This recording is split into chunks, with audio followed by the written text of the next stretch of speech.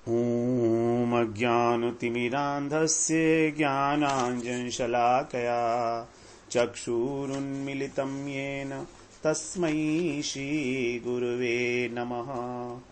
गुरुवे गौरचन्द्राय राधिकायै तदालये कृष्णाय कृष्णभक्ताय तद्भक्ताय नमो नमः। नमः विष्णुपादाय गुरुप्रेष्ठाय भूतले श्रीमद्भक्तिवेदान्त माधव गोस्वामीति नामिने। साक्षात् गुरुसेवामूर्तये शब्द ब्रह्मणि प्रतिष्ठितः पतितपावन चरित्राय नारायणाय प्रियो नमः। श्री कृष्ण रूपाय सुमंगलाय श्री कुरुकृपा विभूषिताय भावोल्लास भावप्रदानाय नमामि तस्मै गुरुमाधवाय। वृन्दावनेश्वरी तवैव पदारविन्दम् प्रेमामृतैकमकरन्द रसौघपूर्णम् हृद्यर्पितं मधुपते स्मरतापमुग्रम् निर्वापयत् परं शीतलमाश्रयामि। तवैवास्मि तवैवास्मि न जीवामि त्वया विना इति विज्ञाय देवी त्वं नयमां चरणान्तिके।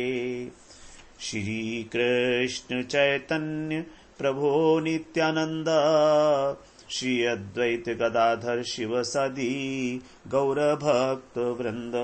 हरे कृष्ण कृष्ण कृष्ण हरे हरे हरे राम राम राम हरे हरे। हरे कृष्ण। सर्वप्रथम अपने गुरुपाद पद्म ओम विष्णुपाद अष्टोत्तर शत श्री श्रीमद् भक्तिवेदांत माधव गोसाई महाराज के चरण कमलों में अनंत कोटि दंडवत प्रणाम ज्ञापन करता हूं।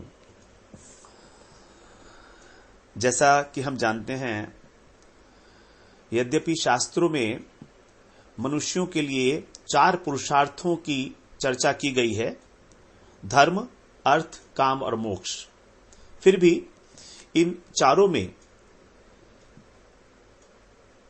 किसी भी प्रकार से कोई भी उद्देश्य मनुष्य जीवन का परम प्रयोजन सिद्ध नहीं होता। जैसा हम जानते ही हैं, धर्म, अर्थ और काम, ये जो त्रिवर्ग है, ये केवल शरीर से संबंधित है। धर्म का मतलब है वर्णाश्रम धर्म का पालन करना, जो हमारे शरीर से संबंधित है। धर्म का अनुष्ठान किया जाएगा, यदि यज्ञ इत्यादि किए जाएंगे तो हमें अर्थ की उपलब्धि होगी और अर्थ से हमारी कामनाओं की पूर्ति होती है। तो इस प्रकार से धर्म, अर्थ और काम, ये तीनों ही जीवन के उद्देश्य नहीं हो सकते। ये जीवन यात्रा में कहीं ना कहीं सहायक तो हैं, इस शरीर को धारण करने के लिए इनकी आवश्यकता है, लेकिन ये हमारे उद्देश्य नहीं हो सकते, क्योंकि ये तीनों ही शरीर से संबंधित हैं। इसीलिए हम जन्म जन्मांतर तक इस संसार चक्र में भ्रमण करते रहते हैं। और यदि हम मोक्ष को, जो चतुर्थ पुरुषार्थ है, यदि हम उसको मान लें कि वो हमारा जो है परम प्रयोजन है, तो उसको भी हम नहीं मान सकते। इसका क्या कारण है? क्योंकि मोक्ष का साधारण अर्थ होता है आत्यांतिक दुख निवृत्ति, ब्रह्म सायुज्य, अर्थात ब्रह्म में मिलकर एक हो जाना। उससे क्या होगा? हमारे दुखों की आत्यांतिक निवृत्ति हो जाएगी। जो हमारे 3 प्रकार के दुख हैं, आध्यात्मिक, आधिभौतिक और आधिदैविक। तो ये एक प्रकार की नकारात्मक उपलब्धि है। इसमें कुछ नई चीज तो मिली नहीं हमको, केवल दुखों की निवृत्ति हो गई, सुख की प्राप्ति तो हुई नहीं। और यदि हम मोक्ष का दूसरा अर्थ स्वस्वरूपेण व्यवस्थिति, हित्वा अन्यथा रूपम स्वस्वरूपेण व्यवस्थिति माने, अर्थात अन्य रूप को छोड़कर अपने स्वरूप में, अपनी आत्मा में ही स्थित हो जाना, यह भी एक पक्षीय उपलब्धि है, क्योंकि हमने आत्मा के स्वरूप को जान लिया जो अभी तक विस्मृत था, हम जिसे भूले हुए थे। अब हम उसको जान गए कि हमारी आत्मा जो है शुद्ध बुद्ध है। तो भी क्या हुआ, ये तो ऐसा हो गया जैसे हमारा कोई खोया हुआ पर्स हमको वापस मिल गया हो। हम भूल गए थे कि पर्स कहां रखा था, वो हमको मिल गया। तो इसको भी हम सकारात्मक उपलब्धि नहीं मान सकते। इसीलिए श्रीमद् भागवत पुराण जो अमल पुराण है, उसके अनुसार कृष्ण प्रेम को ही परम पुरुषार्थ सिद्ध कहा किया गया है। विष्णुर अनुचरत्वम ही मोक्षम आहुर मनीषिणः। मोक्ष की जो परिभाषा है वो कही गई है विष्णुर अनुचरत्वम, विष्णु का अनुचरत्व। विष्णु कौन है? जो सब जगह व्याप्त हैं, भगवान। तो भगवान का अनुचरत्व प्राप्त करना अर्थात उनका दास। क्योंकि जीव का जो स्वरूप है वो क्या है? नित्य कृष्णेर दास। जीवेर स्वरूप है नित्य कृष्णेर दास, कृष्ण के दास है जीव। तो उस स्वरूप को प्राप्त करके और अपने अंशी की सेवा करना, क्योंकि आत्मा अंश है, तो अंश का कर्तव्य है कि वो अपने अंशी की सेवा करे, तभी उसको उसके उद्देश्य की उपलब्धि होगी। तो इस प्रकार केवल कृष्ण प्रेम, कृष्ण की प्रेममयी सेवा को ही पंचम पुरुषार्थ श्रीमद् भागवत पुराण में सिद्ध किया गया है। इसको प्राप्त करके ही हमें भगवान की सेवा प्राप्त होती है, कृष्ण प्रेम प्राप्त करके, और हमको सेवानंद की अनुभूति होती है। ये जो कृष्ण प्रेम है, इसकी प्राप्ति कोई साधारण वस्तु तो है नहीं। इसके लिए एकमात्र साधन है जो हमारे प्राण बल्लभ हैं, प्राण प्रियतम हैं, श्याम सुंदर श्री कृष्ण। उनके लिए रोना, सिसकना, तड़पना, बिलखना, अपने प्रियतम से मिलने की उल्लासमयी भावना, जब उस भावना को हम अपने नेत्रों के द्वारा अश्रु कणों के रूप में अपने इष्ट के ऊपर नित्य निरंतर न्योछावर करते हैं, उनके पाद पद्मों में समर्पित होने के लिए जब हमारी जो लालसा है वो मचलकर, जैसे मानो आत्मा के अंदर जो हमारी एक उनकी सेवा करने की इच्छा है, वही मानो हमारे शरीर को फाड़कर रोम रोम को बाहर निकलना चाहती हो। इतनी व्याकुलता, इतनी छटपटाहट जब उस कृष्ण के लिए, श्याम सुंदर कृष्ण के लिए हमारे हृदय के अंदर जागृत हो जाती है, तभी वो कृष्ण प्रेम की प्राप्ति होती है। ये कोई साधारण वस्तु नहीं है, इस जगत की वस्तु नहीं है। इस प्रेम का क्या स्वरूप है, इसको तो वही जान सकता है जिस पर कृपा हो। श्याम सुंदर की कृपा का वर्षण हो, राधा रानी की कृपा हो, वही से जान सकता है। जिसे भी इस प्रेम पराग का छोटा सा आभास भी मिला है, एक शीकर भी, एक छींटा भी यदि उसके ऊपर पड़ा है, तो उसे वो महाकृपण की भांति अपने अंतःस्थल में बिल्कुल संजो कर रखना चाहता है।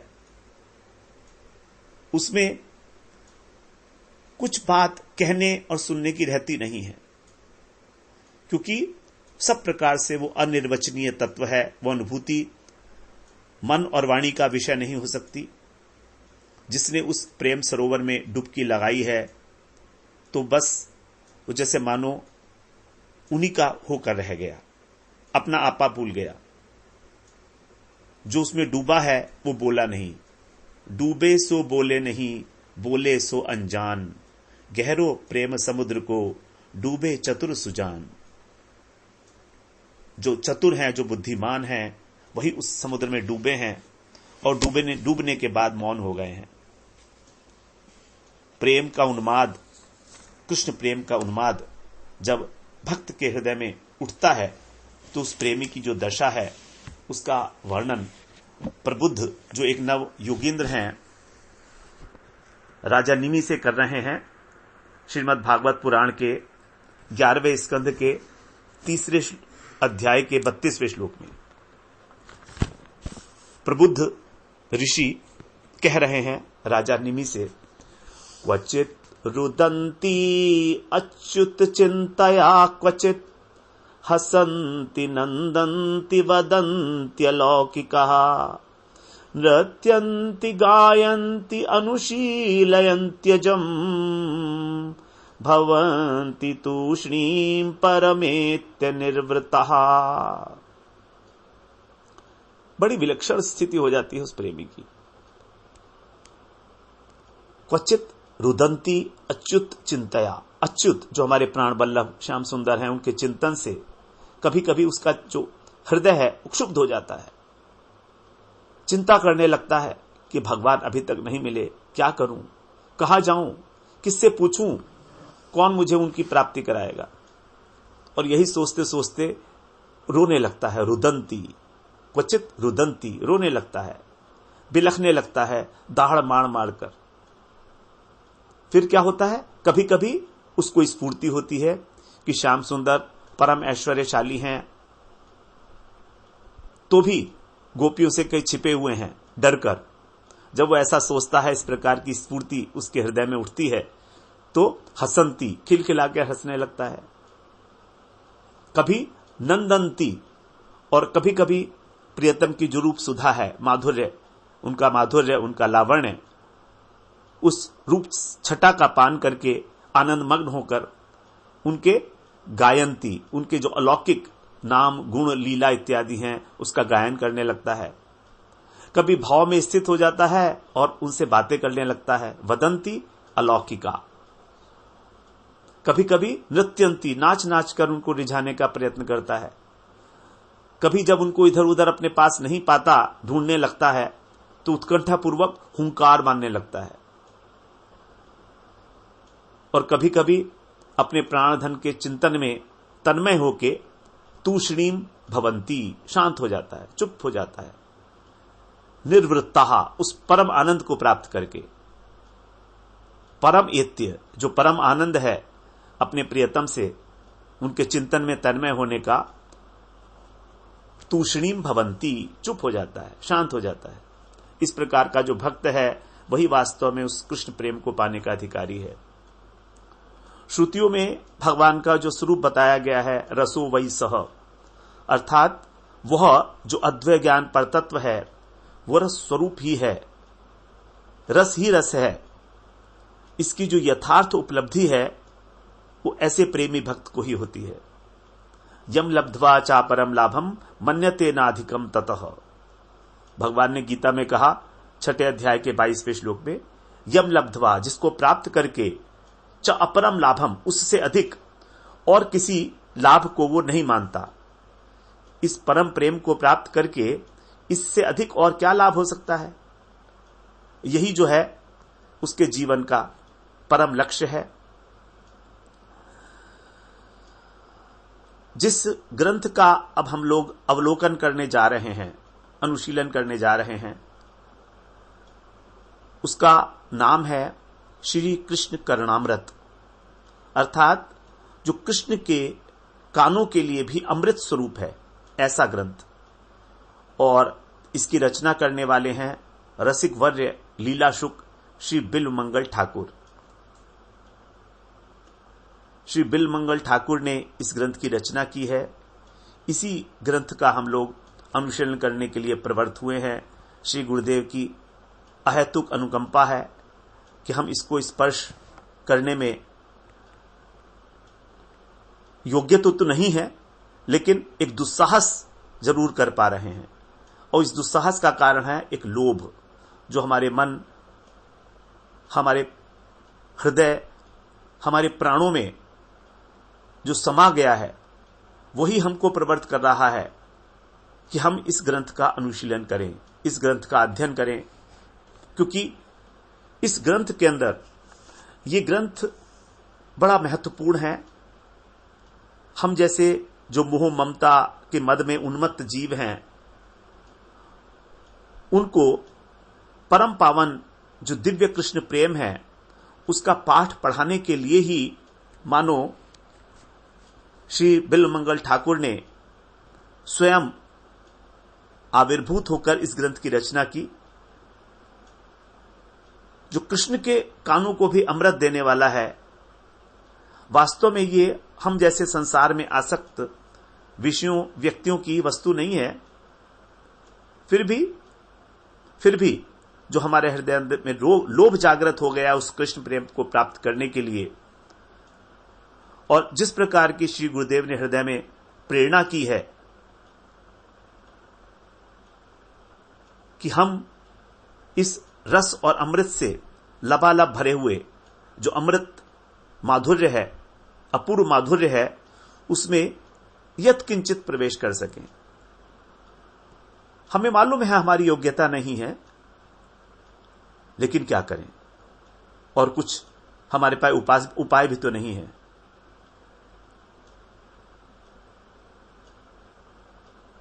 इस ग्रंथ के अंदर जो माधुर्य, जो प्रेम जिस प्रकार से निरूपित किया गया है, उसका यदि हम बिंदु मात्र भी स्पर्श कर पाएं तो हमारा हृदय परम पवित्र हो सकता है, और दूर से ही सही हम उस कृष्ण प्रेम के आभास का तनिक सा अनुभव अपने इसी जीवन में कर पाएं। इसी उद्देश्य को ध्यान में रखते हुए इस ग्रंथ का अध्ययन करने के लिए प्रवृत्त हो रहे हैं। कृष्ण प्रेम प्राप्त करने के लिए सबसे पहली आवश्यकता है लोभ। कृष्ण कथा के लिए लोभ उत्पन्न हो जाना, लालसा उत्पन्न हो जाना। लोभ एक ऐसी वस्तु है जिसको रोक नहीं सकता। जो व्यक्ति लोभी है उसको चाहे कितना ही समझाओ वो नहीं रुकेगा, वो तो लोभी है, उसको चाहिए इतना लोभ उत्पन्न हो जाए।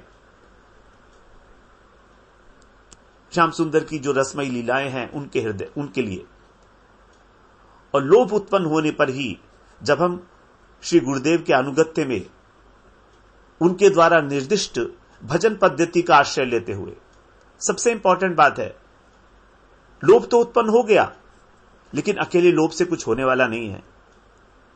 हमारा नुकसान भी हो जाएगा, हो सकता है, और होता देखा गया है। यदि हम श्री गुरुदेव का अनुगत्य नहीं कर रहे हैं, नंबर 1, और नंबर 2, उनके द्वारा निर्दिष्ट भजन पद्धति का पालन नहीं कर रहे हैं, अर्थात उन्होंने जिस प्रकार से हमें गुरु मंत्र दिया है, हरिनाम दिया है, महामंत्र दिया है, यदि हम उसका ठीक प्रकार से सदाचार युक्त होकर पालन नहीं कर पा रहे हैं, तो हमारा अधिकार नहीं बनता इस ग्रंथ को स्पर्श करने का भी। तो यदि हम इस प्रकार से लोभ उत्पन्न होने पर नंबर 2 अनुगत्य ग्रहण करते हैं, अनुगत्य ग्रहण करते हुए भजन साधन करते हुए यदि हम इसका अध्ययन करेंगे, तब जो तीसरी घटना घटेगी वो होगी गुरु की कृपा। तो पहला हुआ लोभ, वो तो हृदय में जागृत हुआ। उसके बाद हमारा निर्णय है कि हम क्या गुरु जी के अनुगत्य में भजन साधन करने के लिए तैयार हो चुके हैं। जब हमारा ये निर्णय हो जाता है और हम भजन करने लगते हैं, तब हमारे ये दूसरा जो बिंदु है वो अनुगत्य में भजन साधन करना, और तीसरा उसका फल मिलता है गुरुदेव की कृपा। तो जब तभी साक्षात जो कृपा है वो जीवन में फलीभूत होती है, और उस कृपा के फलीभूत होने पर भी जो रस का महल है, उसका जो चौथा स्तंभ है, जिसको हम कह सकते हैं निज स्वरूप में स्थित होकर हम भगवान की सेवा में प्रवृत्त हो सकते हैं। लोभ नंबर 1, नंबर 2 अनुगत्य में भजन साधन, नंबर 3 गुरु की कृपा, और नंबर 4 अपने स्वरूप की उपलब्धि। जिसे भी इस ग्रंथ के एक कण का, एक छींटे का स्पर्श प्राप्त हुआ है, उसका हृदय एक विशेष प्रकार की मादकता से प्लावित हो गया है। कवि कर्णपुर जो हैं, प्रेम कहते हैं कि प्रेम ही सभी रसों का राजा है, और ये प्रेम जो है ये हमारे हृदय में, प्राणी मात्र के हृदय में रागात्मक संबंध के रूप में स्वाभाविक रूप से विराजमान है। इस प्रेम के लिए कोई विशेष यत्न नहीं करना होता हमको कभी भी, ये तो हमारे हृदय में है।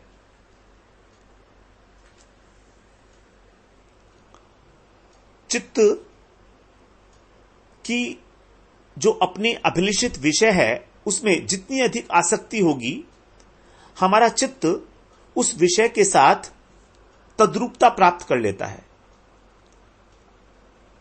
हमारा जो सूक्ष्म शरीर है, मन, बुद्धि, अहंकार और चित्त, उसमें जो चित्त है उसकी क्या विशेषता है? चेतयति इति चित्तः, अर्थात जो हमें चेतना प्रदान करता है, और चेतना प्रदान करके जो उसकी इच्छित वस्तु है, जिसकी वो इच्छा करता है, जब उस वस्तु में उसकी बहुत अधिक आसक्ति हो जाती है तो उस वस्तु के साथ, उस विषय के साथ वो तद्रूप हो जाता है। तो उसकी जो आकार है वो विषयाकार हो जाता है, उसी विषय का आकार ग्रहण कर लेता है। उदाहरण के लिए, जैसे हम अभी किसी मोबाइल को देखें और हमारा उसमें चित्त जो है आकर्षित हो गया, आसक्त हो गया, तो हमारी जो चित्त वृत्ति है वो मोबाइल आकार हो गई, उसने मोबाइल का आकार ग्रहण कर लिया। जैसे मोम होता है, मोम पिघलकर वही आकार धारण कर लेता है जो हम उसको धारण कराना चाहें। उसी प्रकार से हमारा जो चित्त है वो तदाकारिता को प्राप्त कर लेता है उस विषय के साथ। और साधारण रूप से हमारे चित्त में एक सहज आसक्ति होती है, वो आसक्ति है लौकिक विषयों के प्रति। शब्द, स्पर्श, रूप, रस, गंध, इस जगत में इनके प्रति हमारी स्वाभाविक आसक्ति है। यह आसक्ति हमारी प्रयत्न साध्य नहीं है, स्वाभाविक है, सहज है, और यही आसक्ति हमारे बंधन का कारण है एकमात्र। जगत की वस्तुओं में, जगत के व्यक्तियों में आसक्ति का हो जाना ही हमारे इस संसार बंधन का एकमात्र कारण है। यह आसक्ति सहज है, स्वाभाविक है, इसको हम रोक नहीं सकते। ये जो आसक्ति का विज्ञान है, इसको हमारे गुरुवर्गों ने, हमारे महाजनों ने अच्छी प्रकार समझा है, और उन्होंने एक विशेष प्रक्रिया के द्वारा इसी आसक्ति का मुंह मोड़कर, संसार की ओर से मुंह मोड़कर और कृष्ण की ओर करने का एक सहज मार्ग निकाल लिया। बस केवल उस आसक्ति का दिशा परिवर्तन कर देना है। संसार की ओर थी, अब वो कृष्ण की ओर हो गई। हम लोग संसार के सम्मुख थे, कृष्ण के विमुख थे, इसीलिए माया हमको पकड़े हुए थी। लेकिन यदि हम किसी प्रकार संसार से विमुख होकर और कृष्ण के सम्मुख हो जाएं, तो बस काम हो गया। इतना सा ही करना है। और यदि हम कृष्ण की सम्मुखता प्राप्त कर लेते हैं तो हमारी चित्तवृत्ति भगवदाकार हो जाती है। अभी हमारी चित्तवृत्ति संसाराकार है, संसार उसमें बसा हुआ है। संसार की वस्तुएं, संसार की व्यक्ति हमारे चित्त में अपना घर बनाए हुए हैं, परमानेंट। यदि हम इसको भगवान की ओर मोड़ लें भगवदीय अनुशीलन के द्वारा, भजन साधन के द्वारा, तो यही चित्तवृत्ति हमारी भगवदाकार हो जाती है। और यही चित्तवृत्ति भगवदाकार होकर धीरे धीरे जब हमारा भजन प्रगाढ़ होने लगता है तो हमको भाव दशा को प्राप्त करा देती है। यह भाव ही जो है प्रेम का अंकुर है। भाव ही प्रगाढ़ होकर प्रेम बन जाता है, जिसको प्राप्त करके फिर कुछ और प्राप्त करने की आकांक्षा शेष नहीं रहती। प्राप्त प्राप्तव्य हो जाता है, ज्ञात ज्ञातव्य हो जाता है। अर्थात जो कुछ जानना था सब जान लिया गया। यज ज्ञात्वा नेह भूयोन्यत ज्ञातव्यम अवशिष्यते। गीता में भगवान ने कहा 7वें अध्याय के दूसरे श्लोक में, जिसको जानकर और कुछ भी जानने के लिए शेष नहीं रहता। यही बात भगवान 15वें अध्याय के 20वें श्लोक में कहते हैं, एतत् बुद्ध्वा बुद्धिमान स्यात् कृतकृत्यस्य भारत। अर्थात हे भारत, हे अर्जुन, एतद बुद्धवा, इस प्रकार जानकर बुद्धिमान पुरुष जो है वो कृतकृत्य हो जाता है। किस प्रकार जानकर? बड़ी सुंदर बात बताई 15वें अध्याय के 19वें श्लोक में, यो मामेवम सम्मूढ़ो जानाति पुरुषोत्तमम् स सर्ववित् भजति माम सर्वभावेन भारत। हे भारत, जो असमूढ़ है अर्थात जो ज्ञानी पुरुष है, माम एव, मुझको ही, जानाति, जानकर, पुरुषोत्तम, कि मैं ही पुरुषोत्तम हूं, जो तत्व से जानता है कि मैं ही एक परम पुरुष हूं, पुरुषोत्तम हूं, वो क्या करता है? सर्ववित्, वो सर्वज्ञ हो जाता है, क्योंकि अब जानने के लिए उसको कुछ और शेष ही नहीं रहा, बस यही बात जानने के लिए है कि कृष्ण ही पुरुषोत्तम है, वही हमारे उपास्य तत्व हैं। इस बात को जानना ही सर्वज्ञ, उसको बोल दिया भगवान ने सर्ववित्। और फिर वो क्या करता है सर्वज्ञ होकर? भजति माम सर्वभावेन भारत, सब प्रकार से केवल मुझे ही भजता है, मेरा ही भजन करता है। सर्वभावेन भारत, सब प्रकार से, भाव से युक्त होकर। तो ये जो भावपूर्वक भजन है भगवान का, ये तभी होता है जब हमारे ऊपर गुरुदेव की कृपा होती है, हमारी बुद्धि जो है एकनिष्ठ हो जाती है। इसी को भगवान ने कहा बुद्धिमान, एतद बुद्धवा बुद्धिमान स्यात् कृतकृत्य च भारत, कृतकृत्य हो जाता है वो। तो यहां पर 3 घटनाएं एक साथ हो रही हैं।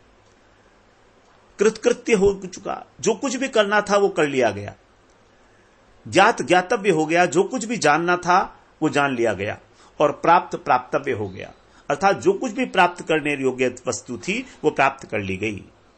प्राप्त प्राप्तव्य, प्राप्तव्य का मतलब प्राप्त करने योग्य वस्तु, वो प्राप्त हो गई। इस प्रकार से जो साधक है अपना भजन साधन करके भाव दशा में पहुंचकर उस कृष्ण प्रेम को प्राप्त करता है, जहां उसको सब प्रकार की भुक्ति और मुक्ति, ये 2 प्रकार की जो हमारी हृदय के अंदर स्पृहा है, स्पृहा रूपी पिशाची बैठी हुई है, इससे छुटकारा मिल जाता है। भुक्ति मुक्ति स्पृहा यावत पिशाची हृदय वर्तते तावत भक्ति सुखस्यात्र कथम अभ्युदयो भवेत। जब तक हमारे हृदय में इस संसार के भोगों की इच्छा है अथवा मोक्ष की कामना है, तो इन दोनों को उपमा दी गई इस पिशाची की। जैसे पिशाची जबरदस्ती हमारे ऊपर कंट्रोल कर लेती है,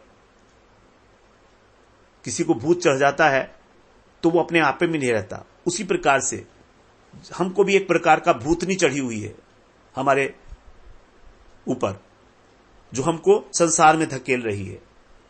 तो जब तक वो हृदय के अंदर वर्तमान है ये दोनों इच्छाएं पिशाची के रूप में, तब तक हमको भक्ति का सुख, भक्ति का आनंद, भगवत सेवा का आनंद कहां से मिलेगा? कथम अभ्युदय भवेत। तो हमारे को अगर भक्ति समुद्र में, प्रेम समुद्र में डूबना है, तो इन दोनों का त्याग करके सब प्रकार से और केवल एक ही भजन करना है। उसके बारे में जीव गोस्वामी, कुछ लोग कहते हैं रघुनाथ दास गोस्वामी का है ये श्लोक, कुछ कहते हैं कि जीव गोस्वामी पाद का है। श्लोक इस प्रकार से, अनाराध्य राधा पदाम्बोज रेणुम अनाश्रित्य वृंदाटमिं तत्पदांकम असंभाष्य तद्भाव गंभीर चित्तान कुतः श्याम सिंधु रसस्यावगाह। कह रहे हैं कुतः श्याम सिंधु रसस्यावगाह। अरे भैया, तुम किस प्रकार से उस जो श्याम सिंधु, जो कृष्ण प्रेम रूपी सागर है, उसके रस का आस्वादन करोगे, उसमें कैसे अवगाहन करोगे यदि तुम ये 3 बातें नहीं करते? वो कौन सी 3 बातें हैं? अनाराध्य राधा पदाम्बोज रेणुम। यदि तुमने राधा रानी के चरणों की जो पद धूली है, चरण धूलि है, चरण कमलों की धूलि को यदि तुमने उसकी आराधना नहीं की तो तुम कैसे उस कृष्ण प्रेम के रस सागर में डूबोगे? नहीं डूब सकते। अब राधा जी की चरण धूलि हमें कहां मिलेगी? इतनी योग्यता तो हमारे पास नहीं है। ठीक है, हम उसके लिए इच्छा तो कर सकते हैं। फिर दूसरा बता रहे हैं, ठीक है कोई बात नहीं है, अनाश्रित्य वृंदा टविम तत्पदांकम, वृंदावन में आ जाओ भैया। वृंदावन में यहां पर राधा रानी के ही पदांक विलसन, राधा रानी के ही जो है पदों से, पद चिन्हों से सुशोभित है वृंदावन धाम।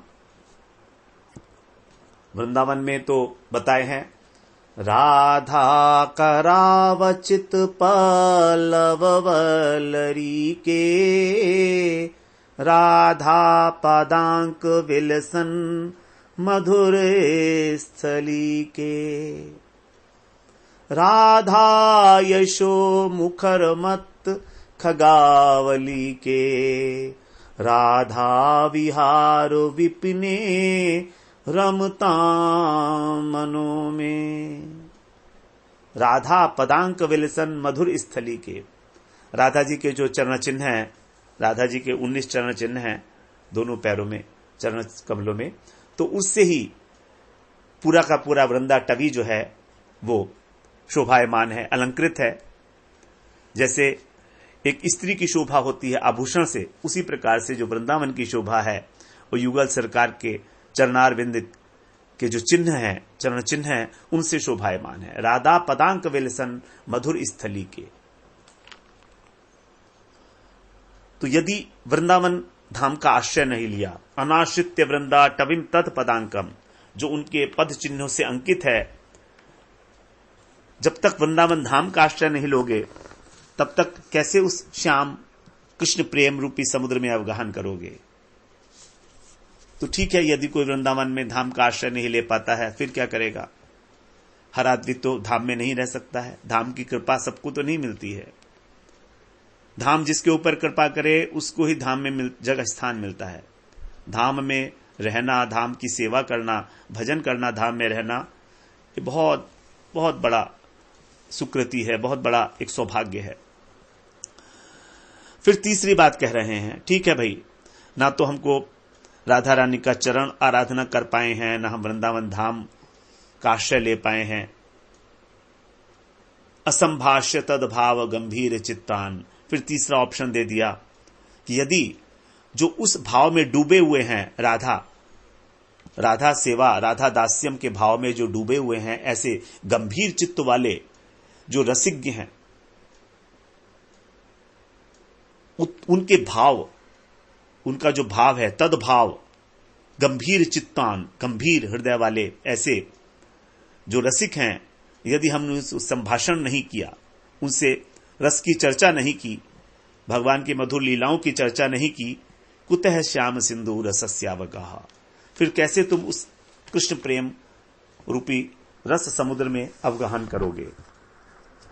तो जो असंभाष्य तद्भाव गंभीर चित्तान यहां पर सुलभ है ग्रंथों के माध्यम से कि हम उन रसिक जनों की द्वारा जो भगवान की लीलाएं हैं, मधुरतम लीलाएं हैं, उनमें प्रवेश पा सके, उनके भाव को अपने हृदय में धारण कर सके। क्योंकि तद्भाव भावित जो है महापुरुष, उनकी जो वाणी है उसका अवलंबन लेके, क्योंकि वही हमारा अब एकमात्र आश्रय बचा है, उसी के माध्यम से उनके भाव हमारे हृदय में संचरित हो सकते हैं। यही उनके साथ संभाषण होगा हमारा।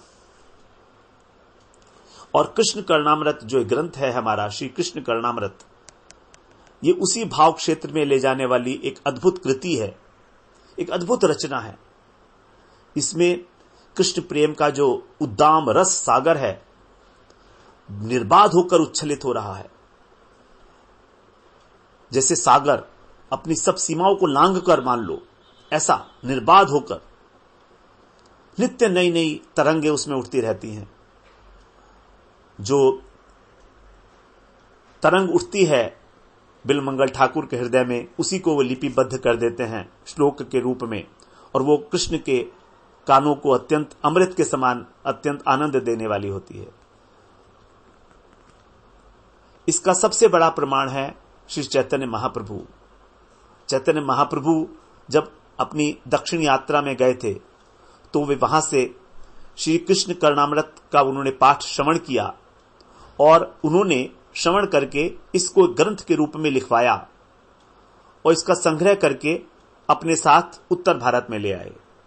उत्तर भारत में हम जैसे जीवों का कल्याण करने के लिए, दक्षिण भारत में आज भी इसका पाठ किया जाता है मंदिरों में, श्री कृष्ण कर्णामृत, लेकिन उत्तर भारत में ये उपलब्ध नहीं था। तो ये महाप्रभु चैतन्य महाप्रभु का विशेष अवदान है हमारे लिए कि इस ग्रंथ का उन्होंने पांडुलिपि तैयार कराई, हस्तलिखित, हाथ से लिखवाया और उसको लेकर आए।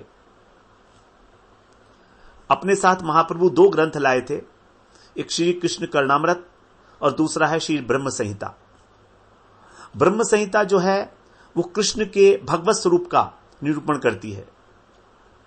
बहुत सुंदर ग्रंथ है ब्रह्म संहिता। ब्रह्मा जी ने जो स्तुति की है भगवान की, उसका उसमें 100 अध्याय थे, उसका जो 5वां अध्याय है केवल वही ब्रह्म संहिता के रूप में उपलब्ध है, जो महाप्रभु हाथ से लिखवाकर वहां से लाए थे। तो इसमें कृष्ण के भगवत स्वरूप का निरूपण किया गया है। और दूसरा जो कृष्ण कर्णामृत ग्रंथ है, इसमें कृष्ण प्रेम का एक महान रस सागर, कृष्ण प्रेम, कृष्ण के माधुर्य का जो महान रस सागर है वो इसमें उमड़ा हुआ है। और ये रस सागर, इसी रस सागर में जो प्रेमी भक्त हैं, रसिक भक्त हैं, जो महाप्रभु की धारा में कृष्ण प्रेम के लिए साधन करते हैं, वो इस रस सागर में निमज्जित हो सकते हैं और उनको फिर इस जगत की जो सर्वश्रेष्ठ वस्तु है, सुदुर्लभ वस्तु है कृष्ण प्रेम, जिसको प्राप्त करके वो युगल सरकार की प्रेममयी सेवा में नियुक्त हो सकते हैं। उस कृष्ण प्रेम को प्राप्त कराने के लिए, राधा दास्यम को प्राप्त कराने के लिए यही एकमात्र ग्रंथ है। श्री चैतन्य चरितामृत के जो रचयिता हैं कृष्णदास कविराज गोस्वामी, वो इस ग्रंथ के विषय में बताते हैं, कर्णामृत सम वस्तु नाही त्रिभुवने, जहाँ हईते है कृष्ण शुद्ध प्रेम ज्ञाने, सौंदर्य माधुर्य कृष्ण लीलार अवधि, से ही जाने जे कर्णामृत पढ़े पढ़े निरवधि। कृष्ण कर्णामृत जैसी वस्तु कह रहे हैं इस त्रिभुवन में नहीं है। इस त्रिभुवन में इस ग्रंथ से श्री कृष्ण के प्रति जो विशुद्ध प्रेम है उसका ज्ञान होता है। हाय कृष्ण शुद्ध प्रेम ज्ञाने, कृष्ण के विषय में शुद्ध प्रेम का ज्ञान होता है। और इसमें सौंदर्य माधुर्य की दृष्टि से जो कृष्ण लीला की अवधि है, चरम अवधि, पराकाष्ठा, वह प्रकाशित हुई है। और उसको से ही जाने से कर्णामृत पढ़े निरवधि, उसको वही जान सकता है जो इस अमृत का निरंतर आस्वादन करे। इस प्रकार से ये जो कर्णामृत है, जो लीला शुक बिल मंगल ठाकुर है, उनके व्यक्तिगत उद्गार हैं, उन्होंने अपने व्यथा को, अपनी व्याकुलता को इसमें श्लोकों के रूप में संकलित किया है। प्रेम का एक अपूर्व उन्माद इसके अंदर बह रहा है, कभी हंसना, कभी रोना, कभी गाना, अद्भुत। इसीलिए इस कर्णामृत को माधुर्य की परम संपत्ति मानकर हम लोग अब जिसको कहा गया है कि वैष्णवों के लिए एक कंठाहार के समान है, वैष्णवों के लिए ये उनके भजन का आधार प्रदान करने वाला है, ऐसे अलौकिक, अपूर्व और अद्भुत अतुलनीय ग्रंथ के अनुशीलन के लिए हम लोग श्री गुरुदेव की प्रेरणा से प्रवृत्त हुए हैं। हमारा बड़ा सौभाग्य है। और अब हम इस ग्रंथ के विषय में, इसका जो प्रतिपाद्य विषय है, इसके विषय में अगले सत्र में चर्चा करते हैं। वांछा कल्पतरुभ्यश्च कृपा सिंधुभ्येव च पतितानां पावनेभ्यो वैष्णवेभ्यो नमो नमः।